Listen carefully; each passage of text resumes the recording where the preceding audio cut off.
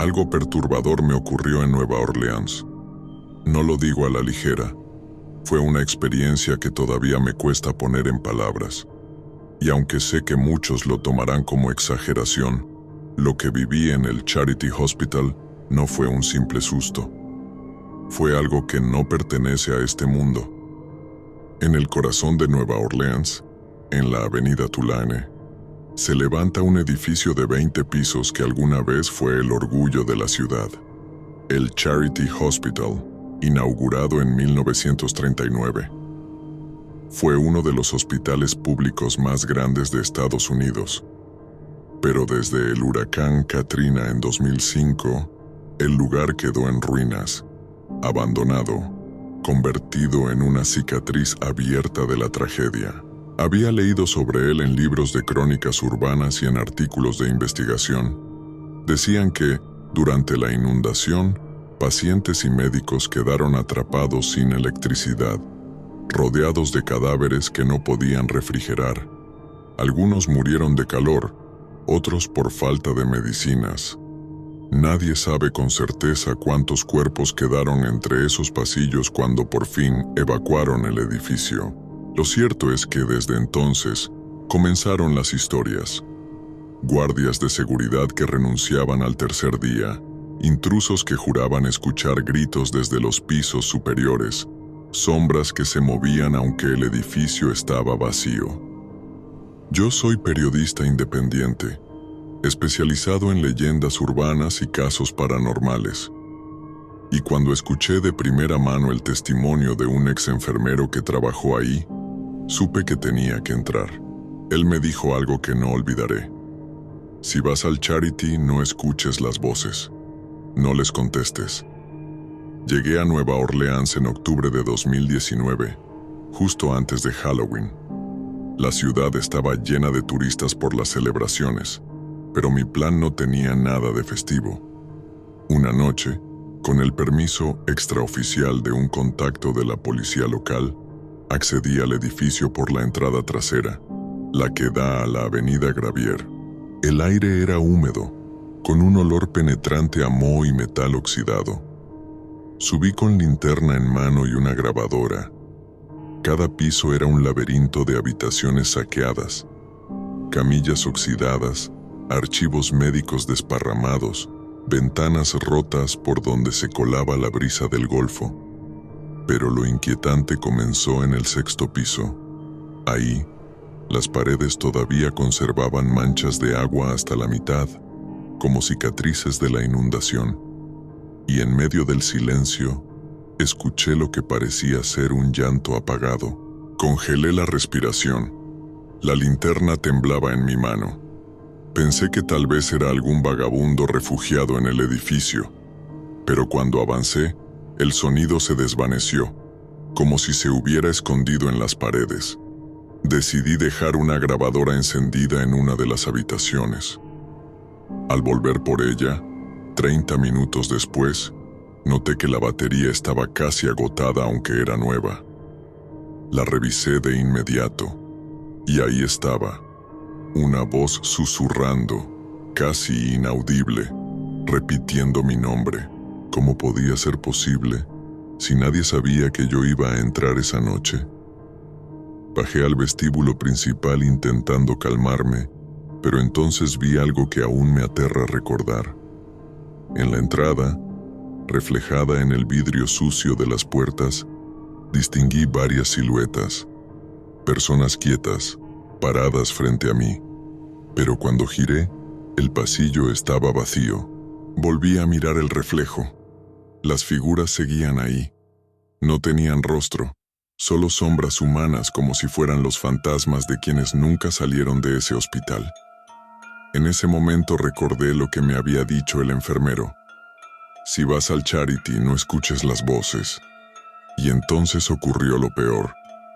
Desde lo alto de la escalera central, escuché un murmullo claro, fuerte, como si me hablaran directamente. «Quédate con nosotros». El murmullo resonó en el vacío del hospital, como si la voz viniera de todas partes a la vez.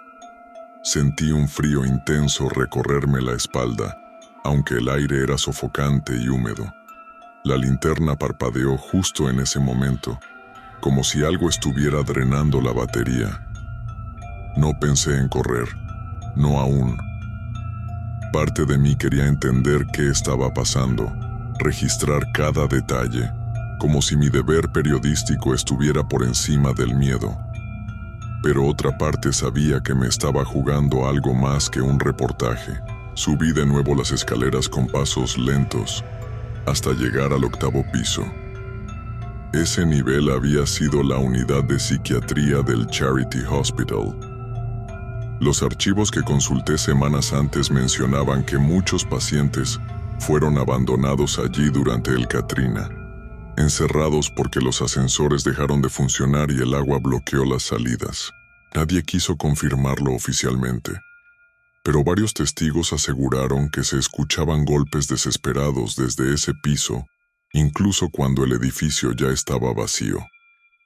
La puerta estaba hinchada por la humedad, pero logré empujarla.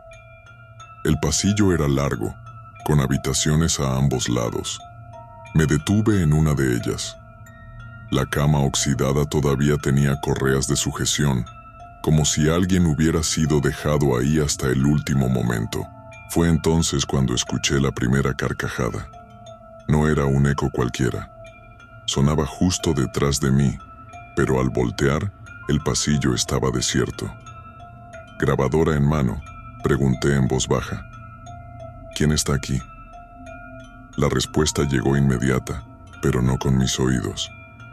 Al revisar la grabación horas después, escuché una voz áspera, distorsionada, que dijo: «Los que quedaron». En ese instante, algo se movió en el fondo del pasillo. Una figura blanca, traslúcida, avanzaba lentamente hacia mí. No caminaba, parecía flotar, pero sus movimientos eran bruscos, como sacudidas. Me quedé paralizado, incapaz de retroceder, y entonces desapareció al entrar en la penumbra de otra habitación. Avancé con cautela. Sabía que estaba arriesgando demasiado, pero había algo en el silencio que me empujaba. Llegué a la sala común del piso, un espacio amplio con varias sillas de metal volcadas. En el centro había un mural descolorido que representaba ángeles. Pero lo extraño fue que, a la luz de la linterna, noté que en las paredes habían palabras talladas con objetos punzantes. «No salgas, nos dejaron, el agua viene». El sudor me corría por la frente y por primera vez pensé seriamente en salir de ahí. Sin embargo, antes de moverme, escuché pasos apresurados en el piso superior, como si alguien estuviera corriendo en círculos. El eco bajaba por la escalera, golpeando mi pecho con cada retumbe. Me armé de valor y subí. El 9º piso era quirófano. El olor metálico rancio era tan fuerte que me tapé la boca con la camiseta. Y allí, sobre una de las mesas de operaciones oxidadas, encontré algo imposible. Un expediente médico abierto, perfectamente seco, con mi nombre escrito en la primera página. El corazón me martillaba. Lo levanté temblando, pero cuando parpadeé, el papel estaba en blanco. No quise revisar más. Sabía que estaba siendo manipulado, que aquello jugaba con mi percepción. Fue entonces cuando ocurrió el fenómeno más aterrador de toda la noche. Todas las puertas del piso se cerraron al mismo tiempo con un estruendo brutal.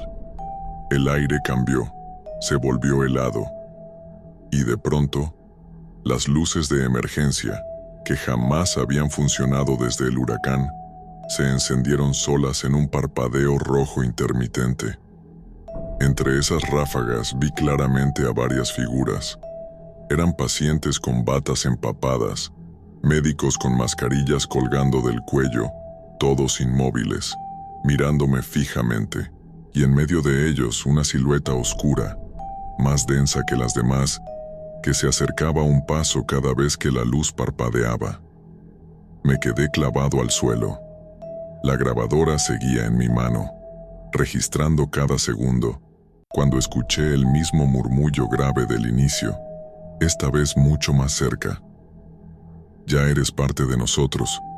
No sé cuánto tiempo estuve congelado, observando cómo esa figura oscura se acercaba con cada parpadeo de las luces rojas. Era como si el hospital entero respirara conmigo, marcando el ritmo de un latido colectivo. No podía moverme. No podía ni siquiera gritar. Cuando estaba a pocos metros de mí, la linterna en mi mano estalló con un chasquido eléctrico y todo quedó en penumbras. Me cubrí el rostro por reflejo, y cuando abrí los ojos, el silencio era absoluto. Las luces de emergencia se habían apagado y el pasillo volvía a estar sumido en la oscuridad. Corrí. No pensé, no grabé, no busqué pruebas. Solo bajé las escaleras a toda velocidad. Pero el hospital parecía estirarse, como si cada piso durara más que el anterior. No escuchaba mis pasos. Lo único que llenaba el espacio eran murmullos, voces superpuestas en todos los idiomas, algunas rogando, otras gritando. Cuando por fin llegué al vestíbulo principal, me detuve en seco. El suelo estaba cubierto de agua, no más de unos centímetros, pero el reflejo mostraba algo imposible. En el agua se veía un techo distinto, un hospital intacto, lleno de gente caminando, como si hubiera dos realidades enfrentadas en un mismo espacio. Vi médicos corriendo, enfermeras empujando camillas, pacientes desesperados. Todo en silencio como una película muda, y entre ellos alguien me miraba directamente desde ese reflejo. Un hombre alto, con bata blanca, rostro borroso, pero con ojos perfectamente visibles, clavados en los míos. Levantó la mano y me señaló. En ese instante, el agua comenzó a agitarse como si alguien estuviera golpeándola desde abajo. Corrí hacia la salida, empujando las puertas oxidadas con todas mis fuerzas. Afuera, el aire de Nueva Orleans me golpeó como una bofetada. Eran casi las 5 de la mañana y la ciudad seguía dormida. No volví a mirar atrás. Días después, ya en mi hotel, revisé la grabación que había dejado encendida. Escuché todo, mis pasos, los portazos, incluso el silencio. Pero al final, cuando yo ya había salido del hospital, la cinta siguió registrando un par de minutos más. Y ahí estaba, una voz clara, femenina, susurrando. Él volverá. No era mi voz. No era la de nadie que estuviera conmigo. Era la misma voz que escuché la primera vez, en el 6º piso, pidiendo ayuda. Intenté convencerme de que fue interferencia, que las baterías defectuosas podían haber captado ruido externo. Pero no hay explicación para lo que ocurrió después. La noche en que regresé a mi casa, en otro estado, lejos de Nueva Orleans, coloqué la grabadora sobre mi escritorio. No la había tocado desde el viaje. Al encenderla, la batería marcaba completa, como nueva.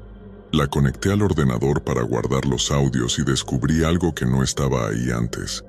Un archivo extra, con fecha posterior a mi salida del hospital. Duraba exactamente 1 minuto.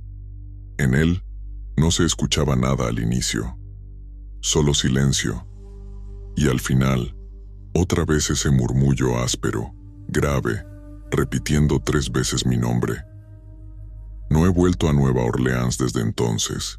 El Charity Hospital sigue en pie, esperando su demolición o restauración, según lo que decida el estado de Luisiana. Mientras tanto, se acumulan más testimonios. Guardias que juran ver luces en las ventanas, exploradores urbanos que salen con arañazos en la piel, investigadores que pierden sus grabaciones al cruzar la puerta. Muchos creen que lo que se siente ahí es producto del trauma colectivo del Katrina, una herida que nunca cerró en la memoria de la ciudad. Pero yo sé lo que vi, lo que escuché, y si me preguntan si todo eso fue real, solo puedo responder una cosa: no lo era, hasta que me siguió a casa.